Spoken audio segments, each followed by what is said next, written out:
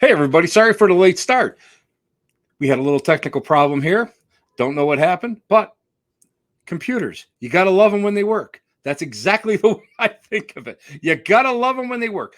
This is Tim Shaw, and you're at the Black Cat Lounge. And before I forget, I want to go and I want to just thank Laura from Ireland. She's a one-woman metalworking shop, and these are some stickers she actually sent to me, which is so great. And she's phenomenal. She's just as a phenomenal person. So anyway, since we've already lost a little bit of time, I want to bring on someone who is really, I've known him for a long time. He's innovative. He's a filmmaker.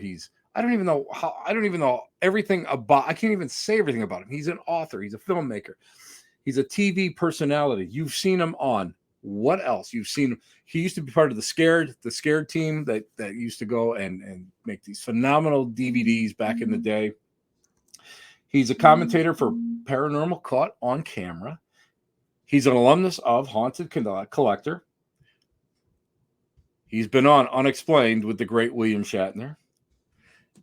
He has been on Curse of Oak Island, Drilling Down. He's the creator of a popular traveling exhibit called The History of the Paranormal, which everybody should really start looking at because of the fact that people don't know the movers and shakers. I mean, even Hans Holzer now, his name is sometimes not bandied around a lot, but also he's a game creator. Three Pillars, the paranormal card game. He's working now with none other than Dustin Perry. We're going to talk about his pathways, but he's also an author, and he's got a phenomenal new book out. It's called Grains of Sand, Tales of a Paranormal Life. So everybody, let's re-welcome back, since we're finally up and running, even though I don't have any, I don't have any kind of, unfortunately, my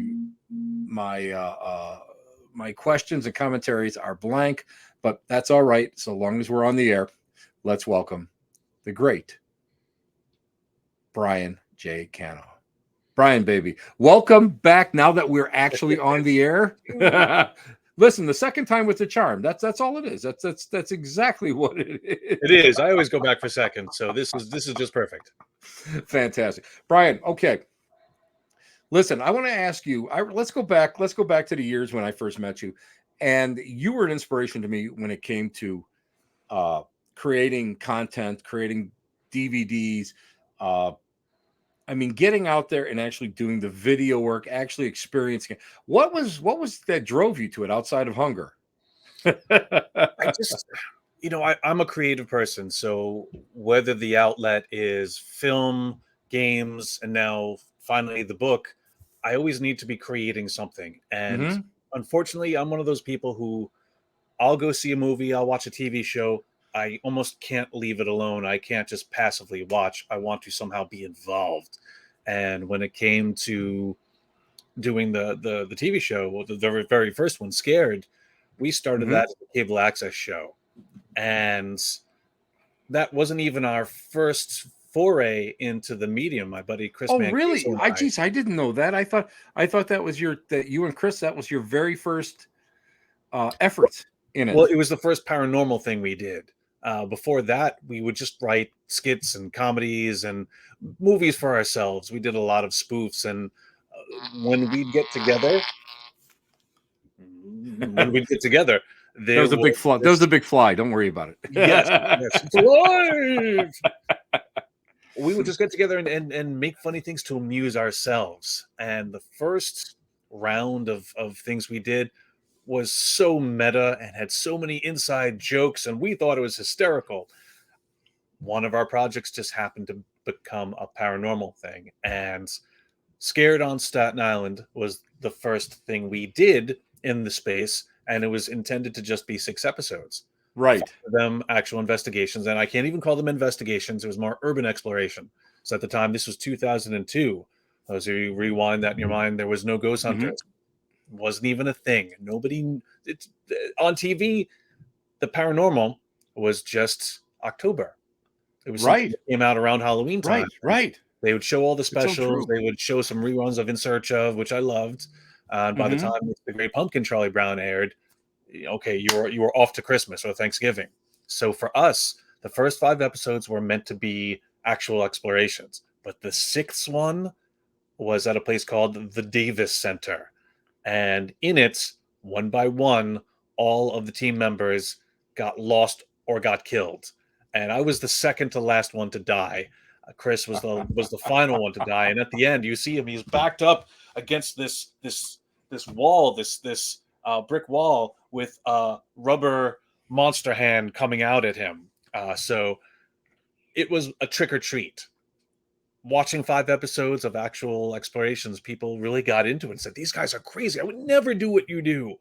And by episode 6, all right, we had their attention. Now let's engineer our deaths. Let's disappear for 6 months, come out with Hmm. nothing, and then come back and say, "Oh, okay, well, hey, we're filmmakers, and this is what we're doing." It's almost like a Blair Witch type thing. Right, But right. we enjoyed doing it so much. We got such a positive audience reaction. Like, hey, are you still going to do this? We want to see more. We got hooked, and now here we are, 20 years later. Isn't that amazing? You know, I always I remember the first time you interviewed me, and I was in awe. I was in total awe of you. I just thought to myself, this is what I want to do. And it's fun because I actually have done a little bit of it, not to your extent, not I don't have your expertise and everything, but still it's just amazing. And I have to thank you for being a big part of why I now do all the TV work, the station work, the behind the scenes work that you've doing. And by the way, Christine Larson has said, "Hey, beautiful." So I know she's not talking to me. So she's got to be talking to you. I don't know. Well, I think so. I think so. Now, a lot of people have been wondering the history of the paranormal. mhm. What was it that really made you think that I wanted to do something like that? Because to me, I think that's probably one of the best ideas out there. And when you did it, I actually think I cursed you because I thought I had something similar in mind. But I mean, we're all friends, so I don't ever want to go and step on anybody else's toes. But what was it that really why did you come up with the concept? It had been percolating for several years. I always said I want to do something. I want to have some sort of exhibit space. And I remember it really came into focus. I did an event out in Oshkosh, and it was held at a museum. The museum wasn't about the paranormal, but the museum was a haunted setting that had all these different exhibits. And in it, I remember they had a steampunk um, exhibit of all these different things, and within it there was a steampunk Darth Vader, a steampunk Star Trek uniform, all these different expressions. They had lots of different exhibits within that museum, and something inside me went, wouldn't it be cool if there was a paranormal exhibit? And I wanted to bring it to people in a way that was interactive, that would make it fun to explore. And don't get me wrong, there's a lot of museums out there, and most of them are haunted. Hey, look, I've got a haunted item. I've got 10 haunted items. I've got a million, or you're Ziggity. I've got 1,000, million, bajillion haunted items. True. No, not me. I don't want the haunted items. I have one haunted item in the exhibit, and that was the last display that I just added recently because I want to at least uh, discuss the topic. But I felt like, what's needed here? Right. What can the paranormal benefit from? Not another carbon copy of the same thing. Those guys are already doing it, and they're doing it well. You don't need me. Right. Right. What I did see a need for is education. And education, as I've learned over the years, you can't teach people. You have to sneak it. You have to sneak the learning into entertainment. You have to make them have fun. And then, oh, I learned something. Oh, okay. Isn't that amazing? Isn't that amazing that you every time I do an event, every time I do a talk, I do gallery, whatever, I am always like, how can I go and get this message across without letting anybody know that I'm actually trying to get a message across? Yeah. What you did was really mind blowing. What was the response of people to that? And again, you hit something, a nail on the head. Most people that I talk to think that paranormal investigating started with ghost hunters. When they first came on, maybe a year or so before it, that was their whole concept. What was the response to the people? I mean, no shade thrown at our TV brethren, because Jason and Hmm. Grant Ghost Hunters, that initial wave kick-started the paranormal entertainment scene, and Exactly. we owe them for that. So I agree. I agree. I will never say otherwise. That being said, so many people see that as the beginning, and it's my job to say, no, no, no, no. Even they know there was stuff before. There's a foundation. There are names. There are places. There are societies that are good to know. Emanuel Swedenborg Hmm. is one of them. We could talk about Mesmer. We could talk about the Fox sisters. We could talk about so many different names. All those names, and then we get to Holzer. We get to Ed and Lorraine Warren, who are, even though they're back there, they're almost still contemporary, because Yes. we've got Yes. hundreds of years of figures who were doing the work when there was no reward for it. And I want people to know that. And when you come to the exhibit, if you there's a lot of information in there, but if you leave knowing one or two more names, and then you go and tell your friends, like, hey, I just learned about this guy, and he did this thing, we all start to advance together. We build, we move forward together. It's not my knowledge. I'm not a gatekeeper. I'm here to guide you through it and say, here's all the stuff I have. Do with it what you will. I think it's great. I think it's fantastic. And I really think that you've done a service. Again, I would love to have done it myself, but you do it so much better than I could. You Oh, really did. You it's did. Oh it's my become God. what it is today because I've evolved it. I've grown it. It started out inside of a local paranormal expo, and I said, look, I want to do this thing. Let me do it. Okay, well, let me do it. And in that first year, the event takes place in a school. So mostly everyone's in the gym. Everyone's like kind of like Right. little Right. rooms out there. Hmm. I selected a room in the back of the school because I needed the space. And I said, all right, I've got these displays. I've got some gadgets. I've got a couple of metaphysical items. All right, let me just put it out. And you show up at 7 in the morning. I set up. The thing starts at 10. I think everything opened at 11, and by 5 o'clock, I had to tear it all down. Now, my concern that first year was, did I make a mistake? I'm going to be back here. I hope Hmm. somebody comes. I hope I get a couple of people. Well, you know what happened? I did not stop that entire day. I did not sit down. I did Awesome. not. There was a literal line that Awesome. went Awesome. Awesome. in Awesome. through the entire display to me, and then out through the gift area. And I literally, it was one line, and I could look down, and at that point, the exhibit was only one room, and it was kind of a circle.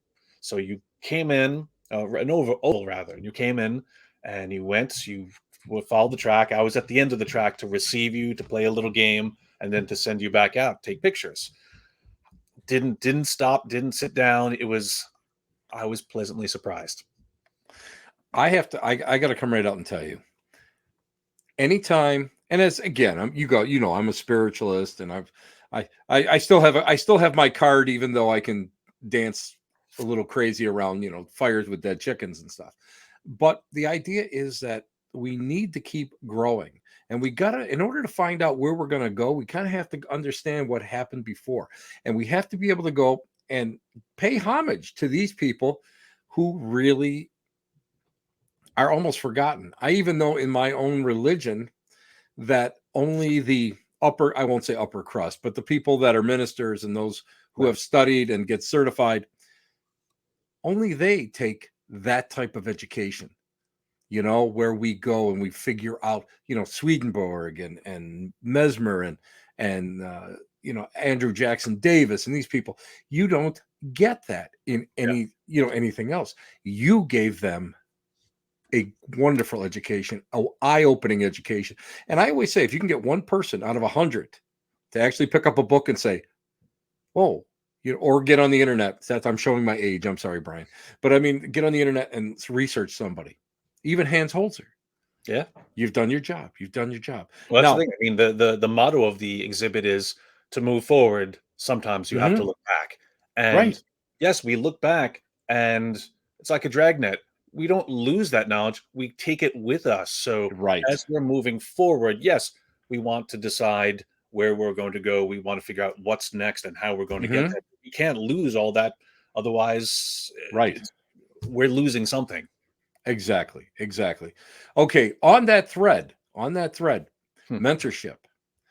Mentorship, the person, live or dead, that influenced you the most or has mentored you to be a better, not just paranormal investigator, but a better researcher, where you open your eyes a little bit more.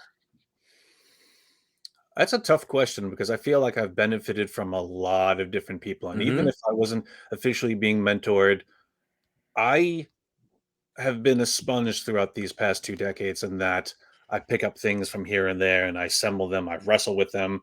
And that's really what my book is about. The new book that just came out last month, Grains of Sand, Tales of a Paranormal Life. It's my reflecting over all the experiences I've had and thinking, at the time I didn't notice it. I didn't digest it, but mhm. over reflection, over time, I realized, hey, there's a lot of lessons I've learned. And this is kind of at the core of everything that I do, be it the museum exhibits, my book, even the card game, which hides learning inside of a card game.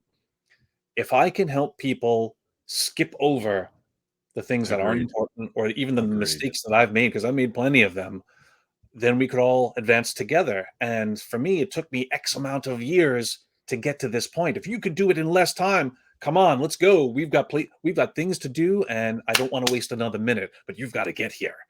So this is how I'm going to help people move forward. So as far as mentors, obviously Ziggity, John Yep. Zappis, the Johnson brothers, Rosemary was huge, Yes. huge. Her Yes, tomes yes.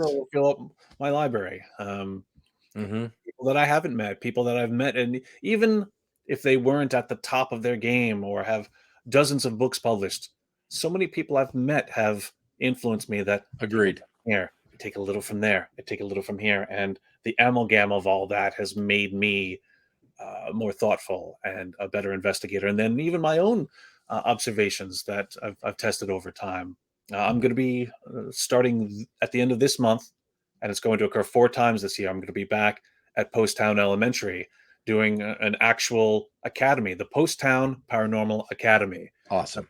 Let's use the school building as an actual school, and I want to start just passing this stuff on.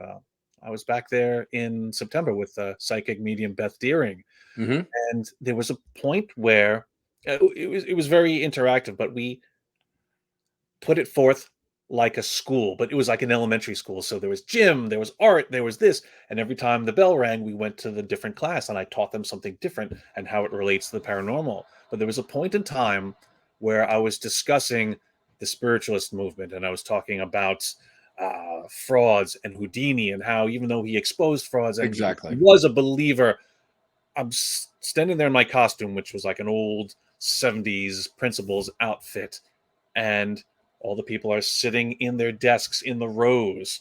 There was just an energy. I felt it almost like you could just reach out and touch and say, yeah, I'm on fire. They're getting the information. I'm firing at all cylinders. I don't have to search for words. It's flowing through me.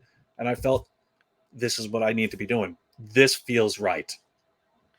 And I hate to inform you of this, buddy, but that almost borders on inspirational speaking. So, we don't have to worry about like all the frauds and all that other good stuff that comes with it. And I'll be honest with you, you have to be able to go and you have to be able to go and point out these frauds. There are so many, even today, that they're out there, and you've got to be careful with it. I mean, I'm going to be honest with you. Being here in Western New York, I'm not that far away from, where the Fox family was, their cottage was, and I've been inundated, and I was brought up with all of the teachings of the Lilydale Spiritualist Assembly, and I can say that I saw some of the absolute best mediums I could ever imagine work. But I'll tell you what, I lived through the golden age of spiritualist fraud too. And Mm. I'm waiting for lightning to hit me right now because they don't like to hear that. But you have to be able to teach that. You have to show them what's going on. People are doing sleight of hand. People are doing carny tricks. You've got to be, it's all part of it. And if you start going and researching that, it's not a big jump to research fake paranormal. Oh yeah. Well, there's always going to be both sides of it. Right. I mean, all right, you grew up where they lived. I've got them now. They're buried over in Brooklyn, so all I have to Yes. do is hop a bridge. I went and visited them a few months back. By pointing out these things, by shining the light and saying, "Yes, look back at the spiritualist movement. Look at all the people. The Williams were bad. What was it? Williams were bad because William Hope and William Mumler were both Oh spirit yeah. photographers. They were both Right. eventually caught Right. as frauds. But Yeah. then you have Harry Price, Harry Houdini. The Williams bad, the Harry's good. They're the ones pointing it out. But we have that yin yang, the both sides of the coin. And even today, I mean, we've lived through this. Go online. Every couple of years, there's a sudden surge of Reiki masters that just pops up out of nowhere, and they're like, "Hey, the person who was black shirt last week all of a sudden is a spirit medium." And Oh my God, yes. I agree. I agree. while that can happen, I cannot deny spiritual growth, because here I sit speaking about things spiritual when 20 years ago I'm like, gadgets, gadgets, gadgets, facts. We all change, but I feel like we're human, we're fallible, we're malleable. Yes. Not everyone is going to be 100% at all times. So yes, you might have a genuine, honest to God psychic who really does well.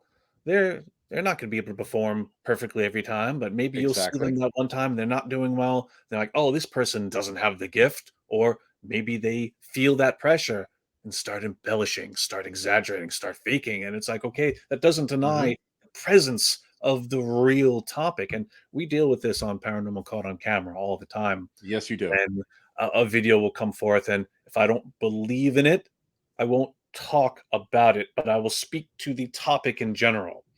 And the good thing about it is that whether or not that clip is genuine or not, we're Hmm. still talking about it. The subject has now been broached, and we can have it. We can start a dialogue. That's what you need. Too many people don't realize that you need a dialogue in order to progress. Everybody is seeing black and white. I mean, being part of the paranormal reality world myself, uh, I understand it. I understand how people can get put those blinders on and not really look, because it's way things are presented and edited and that sort of stuff. But you You are know, part of the paranormal world because you are officially immortalized on the Tim Shaw Three Pillars card. boy, I was looking pretty good there, huh? Look at that guy. Spiritualist Oh, minister, once per case, look at that may guy. resurrect. He does stuff. He's busy. He's working. Man's got to have a hobby. That's it. And you know what? Hey, you know what? I am. You know that what higher compliment can I get than be immortalized in your game? And I think it's fantastic. I really do. I think it's great. But you have to be able to have that dialogue. You have to be able to get out there and really force it sometimes, because people get that Hmm. myopic tendency. And and it's even like myself as a medium. I mean, you get people that really 100% believe in you, which is great, but that's not what you want. You want them to go and progress. You want them to be able to go empower themselves. You want them Oh, to, yeah. there's so many other things that you want them to do. And it's just like the paranormal world. You come into a place that may be a little difficult. You want to be able to get them to have their power back. You want to be able to help them in some way. And what we're seeing now, what I'm seeing now, unfortunately, is I'm seeing a lot more public events where people want us to go and be like dancing bears, and unfortunate that's instead of going and really pushing the subject. And that's why I think it was so important for you to put up that, to put on that fantastic the whole display and talk about it. And I know even myself, when I'm feeling like I'm a dancing bear at one of these things, I go and I always try to go and I just angle it in a way that people will go and learn a little bit. And that's Yeah. what I love about you. Let's talk about Pathways. What the heck is Pathways? Because now I've talked to the famous Dustin Perry, who is Justine. working with you, Dustin, and he explained it to me. But I want to hear it from the true source. I want to hear it from the man, the myth, the legend. What exactly is this project Pathways? I can imagine Dustin trying to explain it to you. Well, Tim, it's this thing that we're doing, and Yes, that's Dustin. That's Dustin. wait, he's got a serious hair game. We are in some windy places, and I've got hair going all over the place, and I look over, and his is ping perfect. Does not move. Is perfect at call time, at rap. Pathways, baby. How to describe something new using the language of what already exists? It's been very difficult because people see Dustin and I, and they say, "Oh, it's a ghost hunt." It's not a ghost hunt. Oh, well, it must be. Oh, okay. It's Dustin and Brian. They're live. It must be a lecture. Not exactly. People see us film and go, "Oh, what channel is this going to be on? Where can we watch it?" You can't. You have to show up in person. Pathways is a new type of event. It's an interactive adventure where the audience and audience participation is key. Now, Dustin and I are your hosts, and the purpose of Pathways, it's almost really not for the paranormal community. It's pretty much for everyone else. It's their entry, it's their gateway to the paranormal. Because when you show up at a Pathways performance, you are in control. As your hosts, we teach you little bits here and there, but you'll Right. decide where we investigate, and this will happen on video screens. We'll physically be there. We have Oh, pre-recorded okay. investigations. Now, Okay. when Okay. we get there, we'll say, okay, A or B, what do we do? Where do we go? What's our method? And then the audience will then get to choose. Um, Also, because kind of like a little medieval times or the Hogwarts type fashion, the audience will be divided into teams. And through audience participation, teams will score points. Whatever team scores the most points gets the bragging rights. They win that Pathways performance. But as you're watching the investigation, Right. they're like 5-minute video clips. So you'll watch the choice that you made. After it ends, it goes Mm, back to Dustin and I, where we say, okay, what you just watched, hey, here's a little trivia about it. Here's, you saw us doing a method. Well, here's that gadget. Here's that device. Here, you can hold it. We want to show you. We want to get you guys involved so that watching TV right now is a very passive activity. We yes. want to get Yes. people into it and maybe dispel some of the myths about how things happen on TV. And ultimately, we just want people to have fun. We've been having a lot of fun filming it, a lot of fun conceiving of it, and honestly, it's evolved a good 2 or 3 times as from the point of conception of Pathways to where sometimes I'll call Dustin. I'm like, Dustin, what are we doing? What is this supposed to? How is this going to work? And it's evolved to this point. And the first performance, the Pathways premiere, is happening this March 19th. It's actually 11 days away in Phoenix, Wow. Arizona, at the Wow. Third Street Theater. So if you're watching this and you're in Arizona, I hear you guys wait till the last minute. I got one word for you: don't. Get your tickets now, because we want to see you. We want to see you there. We want to take you on the Hmm. path. And the website for that is whichpathwillyouchoose.com. This is, again, you know what, Bry? You totally impressed me by your innovation and your creativity. It just blows me away. And this is something that is so monumental that people are not, I mean, they're just shocked at it. I mean, people are not used to being able to see this.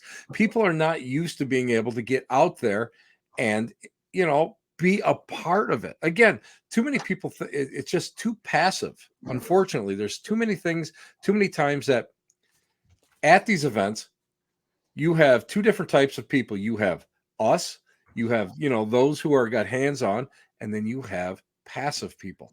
You now are forcing people out of their living rooms and actually going into the field to work with it. And I think that's fantastic. Zenner. The audience will every audience member will have one of these paddles. It's the Pathways paddle. This is how you choose your path. That's And awesome. in That the is audience, awesome. we're like, okay, which way will you go? They get to sit there and go. And obviously, these are the two main choices, but all the Xenos symbols are part of it. I try to use the iconography all throughout the marketing as well as the videos themselves. So I'm obviously a big fan of parapsychology. I teach it. I'm in my mentor programs. I've got a pretty full parapsychology course, and I just love that these symbols still maintain. And even though everyone calls this bacon, it's just a couple of wavy lines. I think a lot of people, unfortunately, right now, they don't give the respect to parapsychology that they should.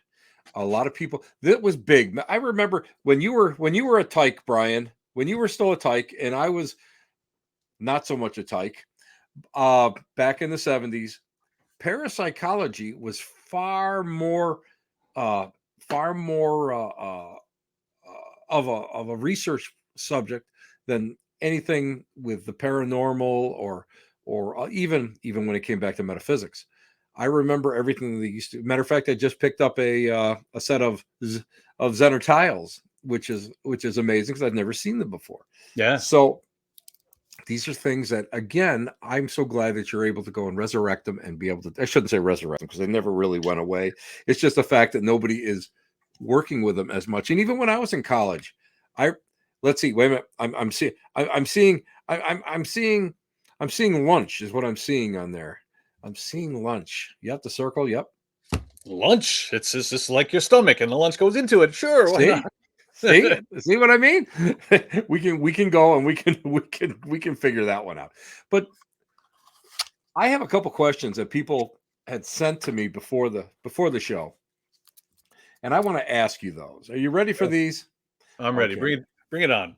bring it on. Have you ever encountered something that was so dark that you were leery about working the case?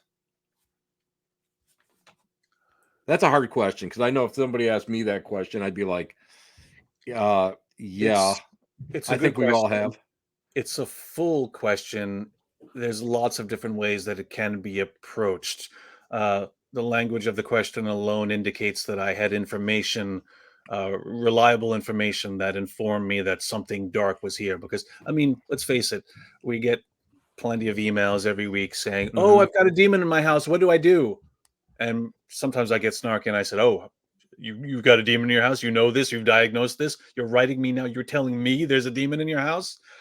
How do you know? Did it show its ID? Are you a demonologist? Can you, if Yep. you can identify that there's a demon, you are beyond me. So I need your help. Teach me something." Um, Exactly. that being said, Exactly. people watch TV. They're informed by TV. They don't know the difference. And well, after I calm down from the snark, I'm like, okay, there's a person who needs help. Let me try to inform them the best I can. So that being said, I haven't gotten too many true demon cases. I've only ever worked on one, and that's fine by me. That's my limit. You'll get black shirt groups that gather at events and they're like, "Yeah, we handle demons all the time." No, you don't. You don't. You don't. I'm Exactly. going on record. I'm saying it. No, you don't. That being said, there are Exactly. negative spirits. There are malevolent spirits. Yeah, there is some bad stuff out there. Um, we don't really cherry pick and say, "Oh, that's too bad. Oh, you're on your own." But I've been involved in things where I see where it's going. I see the people involved. I see what they're into, Mhm. and I do get scared because I see it like a superhero does. I'm Spider-Man, and I don't want my loved ones to be affected by that person's machinations. So Yeah, there have been cases that I've kind of backed off or referred elsewhere because I know either I'm not qualified to help, or the risk is just too great. And then sometimes I feel spidey senses going off. I'm like, this is a trap. Hmm. People don't realize that one person's demon is another person's. Well, you live in chaos, pal. You know, a lot of this it's all self-created. So, and I have to agree with you. I don't know how many times I get people, the black shirts. That's a great. I've never used that. I never used that moniker before, but the black shirts, they do come up and they're going, I had this demon that I went and I had, that I suckered it into getting into this doll, and then I did this, and now this doll is, and I'm thinking to myself, I've worked with, but like yourself, you've worked with exorcists over the years, demonologists. I have too.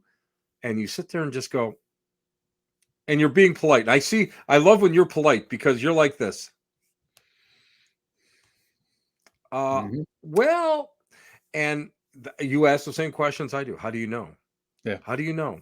You don't know. That's like every time I get on a Ouija board, Zozo comes, and I was up at Hinsdale one time at the Hinsdale house, and I brought a Ouija board, and I was up in the upstairs room, and the wonderful world of Zozo came up, and you could feel everyone's sphincter crunch all at the same time when it spelled out ZOZO.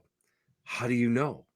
How do Well, you let's know? let's let's not forget the double-edged sword of entertainments. Just the fact that that could come up and everyone in the room starts getting nervous. Why is that? Well, because their favorite TV show sensationalized those four letters Yes. that 20 years ago, if that came up, no one would bat an eyelid except for maybe a handful of people. Right. Right. So everyone wants it to be everyone wants that roller coaster ride. Everyone wants to get on the ride. Exactly. Not everybody wants to Exactly. build it or understand the physics of said ride. Um, and I think there needs to be a clear classification of people. And I've started almost like Louisa Ryan. I've started categorizing things every time I see them. And in the paranormal, we have three basic groups. You've got tourists, you've got investigators, and you have researchers. And there's nothing wrong with being in any of those groups. If you're a tourist, Agreed. nothing Agreed. wrong with that. Like sometimes it's, Agreed. oh, you're a tourist, and it's used as a bar, but sometimes people just want to have a good scare, experience something, and then go home. They're not invested in it, and that's okay. You're investigators, you're black shirts. I poke fun at the black shirts all the time because I used to be one. I understand if I wasted a lot of time on the wrong things, like our logo or our uniform, or we got to get our name out there. It's a phase. Mhm. Go through it. Everyone does in their own I time. agree. Nothing wrong with I that. agree. And then there's the researchers who want more. And the problem is that when you look into the paranormal from the outside, or even when you're in looking around, not a lot of people identify correctly.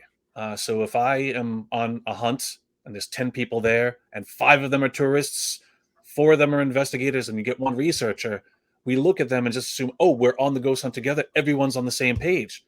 No. And then you get No. angry at those tourists who are giggling or doing this, or they don't know what an EVP is, or you're thinking, why? I don't understand it, but that's okay because they're not here for the same reasons.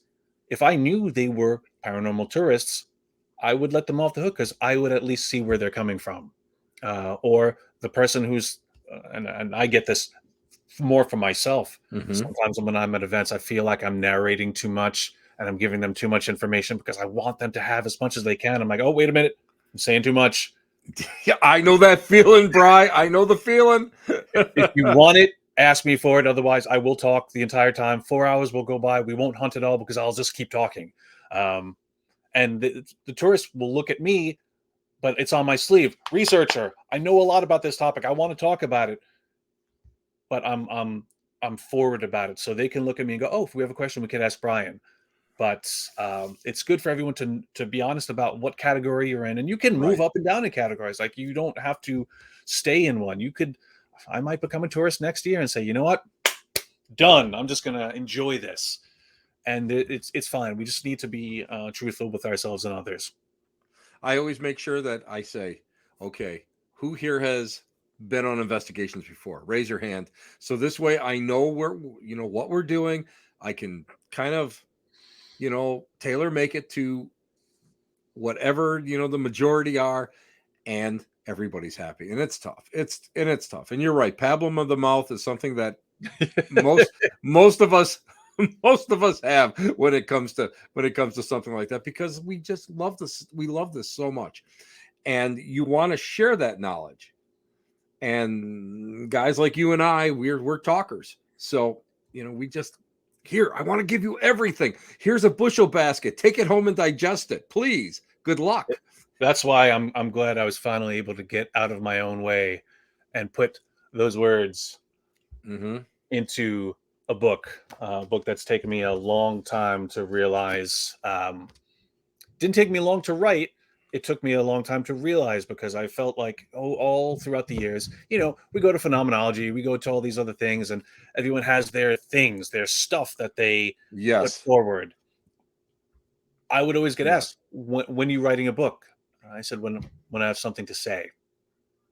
And for years, am I going to write a technical manual? Is it going to be about process? Is it going to be about looking back at Haunted Collector? And finally, my manager just said, Brian, you've got a lot of stories. Just tell your stories. Ding! Light bulb went off, and I said, yeah, why don't I just tell the stories? Oh, there's the Eastern State story where I got touched. Oh, there's that one time with Ziggity. There's this. Oh, there's the Ed and Lorraine story. There's that. Oh, there's the Grand Midway epic. Oh, there's that. And I went home, and on little Post-it notes, I just started writing down there's this story, there's this, and I had a pile of Post-it notes. And I just said, okay. I sat down, I wrote it, and it's only because of the 20 years in the paranormal that I've had that I've been able to reflect that so many people, and you and I can commiserate with this. Yes. I know where you're going. Here we go, black shirts. I'm coming for you. You're in the paranormal for a month. You've watched Ghost Adventures religiously. You come out with a book. It's this thin. It's 50 pages. There's 5 blank pages at the end of it, and it's your tale. It's like, what? And you can't write about life until you've lived some of it. And for me, but that's it. That's exactly it. Yeah, I wasn't ready. It's tough. It is tough, because as we talked off the air, I have 3 books that I'm working on, and one, everybody's like, well, you should do an autobiography. Well, first of all, I don't even want to. I'm the most boring person in the world. Why would I want to go and read about me? And day 35, still wearing sweatpants. I went to the kitchen and cooked myself a hot pocket. I took my friend. Day 37. I took my buddy Brian for a hot dog with sauce. We had some sauce. Day 38. Spent the entire time in the restroom. Exactly. This is stuff, but I mean, people don't understand that we're just like regular people, and it's like, we are like our lives are like punctuated here and there by excitement, and really, and the rest of the time we're just hanging out and we're doing what we do. Let me backpedal for a moment, because again, sometimes that's I guess that's the New York in me. That's the type A personality coming out, kind of criticizing those little thin books, those little pamphlets. But at the same time, you know what? I have to applaud them, because they did something. They were creative. They made it. And maybe somewhere deep down inside, I was just mad that I couldn't get my book out. I couldn't get out of my own way. I couldn't get out of my own head. And here they're like, here's a whole bunch of books. If you create, if you make something, that's awesome. Do it. Keep doing it. Don't worry about it. I'm my own worst critic, so I couldn't do this until it was just right. Exactly. That's me. If you got creative bones in your body, whether it's painting, music, writing, do it. See, this is the big thing that people don't realize. The problem is if a book, even a pamphlet book, is written from the right frame of mind and is written for the right purpose, there's no problem with it. But when it goes and it becomes self-aggrandization, let's face it, that's wrong. Yeah. because now that's just nothing. That's not adding anything to the field. There needs to be a reason, like, right, behold, Exhibit A, pamphlet. But this pamphlet are the guidance notes for investigators of spontaneous cases by the SPR. Yes, SPR. but that's What's a the whole different. SPR, you may Again, ask? You again, need to that's know this. exactly. These are things that people don't realize. But I mean, the problem is hey, look at me, and you know that there's so many people that are just they're just flashes in the pan, and And they that and want that's another thing too. I've been saying this from day one, and this is very much like my other classification that we just talked about. What's your goal? What's your reason for being in the right, paranormal? And some right, people are in it because of an experience. Some people are just curious. Some people want to be on a TV show. They're all valid. They're all okay. Can't judge you on any of them. But that being said, be honest. If you say we're yes, here to help people, and meanwhile all you want to do is get a TV show, that's not going to work. And those of us interacting with you are going to find out, and we're going to be disappointed. We're going to be angry. You're not going to be satisfied because you're not being honest about your intent. And as you know, exactly, spiritually, intent is everything. exactly. Too many people aren't honest with themselves. That's the problem. And they may say to us, guys like us, we're in here for the long haul because of, and you know, like a year and a half later, they didn't get their TV shot. They made 4 YouTube videos and nobody paid attention to them. They got 15 viewers on there, which is Mhm. probably as more than what I've gotten over the Yeah, me years. too. I know the feeling. But I think the I got idea, 12. yeah, but you got to be honest. You, Yeah. you know, and when you're honest, we have in spiritualism, we have the natural laws, and one of the natural laws is the laws of repulsion. What you do is you're honest with yourself. You do everything that you have to do in order to achieve a goal, but you're not going and getting crazy over going for it, and you're honest about it. You're not saying, well, the more lies and the more stuff that you kind of fluff it up with, the further your goal goes away. It's when you're honest with yourself and you just say, well, whatever happens happens, but I'm doing this for this reason, for, let's say, for my own research, for my own acknowledgement. That goal comes closer to you. That's the way it's worked for me. we I live mean, in a weird we live in a weird time right now of yeah, social well, that's media, true. in that the mirror is always placed around us at different angles. And before my book got picked up by a publisher, it had gotten rejected 52 times. Oh, of And I course. Of course. remember being at Michigan Paracon last year, and I'm sitting there at my table, and it's kind of like, it's getting bogged down by all the rejection. I look to the right, that popular TV show has a line of people. I look to the left, Ghost Hunters and all them. They got all the line of people. I'm looking. Okay, nobody's in front of my table. Uh, God, I wish if I just had my book, that would be Wait a something. minute. Wait a minute. I No was in one's front. I was come. at your table. I was at your table because I was never at my table. Everyone who came to my table had a clutch of books in their arm, and I'm like, oh, it's just everybody can have a book. Why can't my book do something? And I went home. I wrote my literary agent. I said, hey, man, we gave it a good shot. It's time to throw in the towel. I know when to say when. Mm-hmm. And all right, no one will read this. And That's when it happens, baby. That's I when was it dead set happens. against self-publishing. I said, not going to do it, not going to do it, none of this junk share. So he said, oh, I'm sorry, I didn't know you were having such a bad, I would have told you because it wasn't finalized yet. Someone said yes. I'm like, really? My whole perspective changed. I would have had a better weekend had I known, oh, it's coming, it's coming. I was on the brink of giving up. And now that it's here, I don't remember what my point was for starting this story, but it's the written word. There's just something about it. And It is. Yeah, I agree. I agree 100% with you. But the point of what oh, we were, I'm sorry, the social media. Um, yes. it's it forces us. We're constantly questioning ourselves, and many of us Mm-hmm. out there, especially creatives, live with the imposter syndrome. Yeah. Oh Their my God. Yes. their entire lives. And Yes. for me, what I said, and I really do mean it, I just wanted to do it.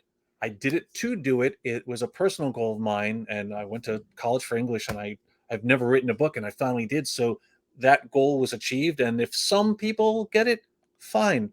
It doesn't need to be a bestseller. However, when it came out, I start checking the Amazon rankings. I'm like, oh, let's see, it hit number one in new books in the paranormal and ghosts and spirits. I'm like, ooh, and it's that little taste. It's like, Never look at your you ratings, want buddy. this, you want this.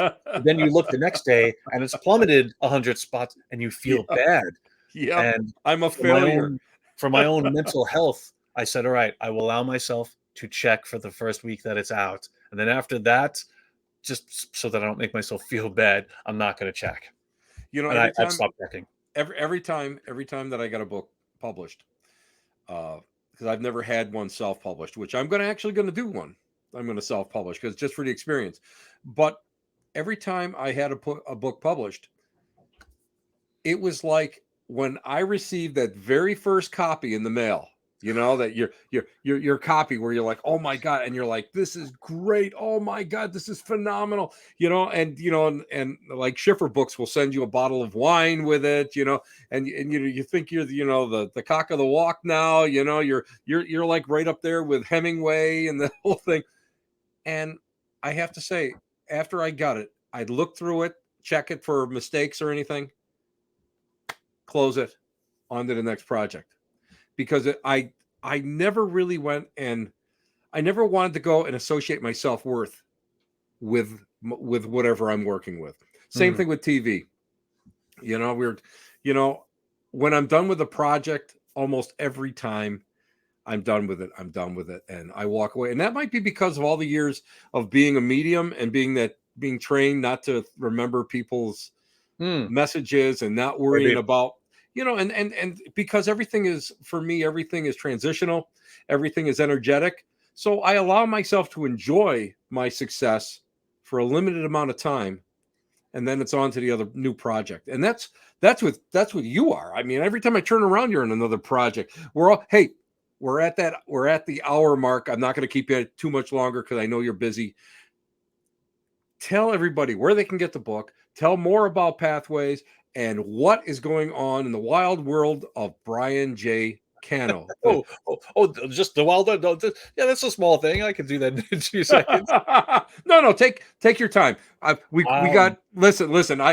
People wanted me to be part of networks, and I'm thinking to myself, no, either I'm going too short or I'm going too long. So that's the way it works. You know what? Facebook is happy with me. Good enough. Lindsey Buckingham is getting bumped because what up with that?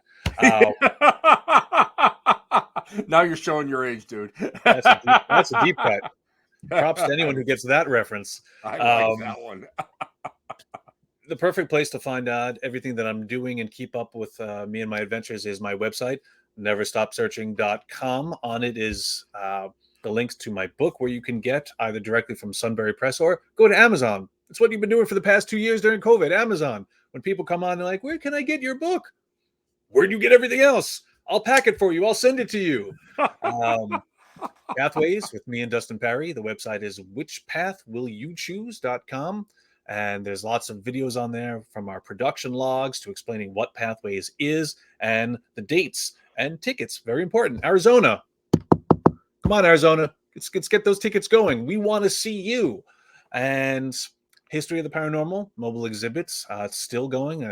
Got a lot of things going on this year alongside of it, but can't forget that it's going to be rolling into Grafton, Ohio, at the old Grafton School in, I believe, end of June. And very special guest with me, Mike Ricksecker, who writes a lot of great books himself. Yes. What else am I doing? Oh my Lord! I'm gonna be appearing this weekend at Monster Mania in Cherry Hill, New Jersey. I'll have books. I will sign them for you. I'll write your name and I'll say thank you. I'm gonna be doing a book signing at the Staten Island Barnes and Noble. Finally, my hometown is saying, "Hey, our guy did something." It's not all about Pete Davidson and the Impractical Jokers. What about Paranormal Oddities? I heard you're coming up my way. DPU New York, yes, end of April, because I'm going to be at the Haunted Hillview Manor, right, in April. Then I'll be going up to do a signing there. I'm going to be doing a lot of bouncing around. I'll also be at the Posttown Paranormal Academy, which is what we're calling it, followed by yet another book signing at Browse a While Books in Tip City, Ohio. It's one of the chapters in the book is takes place there, as well as Post Town. So I feel like I'm hitting a lot of different things. That's a lot of information. You're not going to remember any of it, but that's why you go to neverstopsearching.com. That's exactly it. Brian, stick around for just a couple seconds while I say my goodbyes. You're one of the best hosts, or one of the best hosts. You're one of the best guests that I get a chance to talk to. You should pat yourself on the back, because really, again, when it comes to so many things, you were an inspiration to me early on, and I probably Thank you, wouldn't have Tim. done half of the stuff that I've done without having met you. And you're one of the nicest people out there.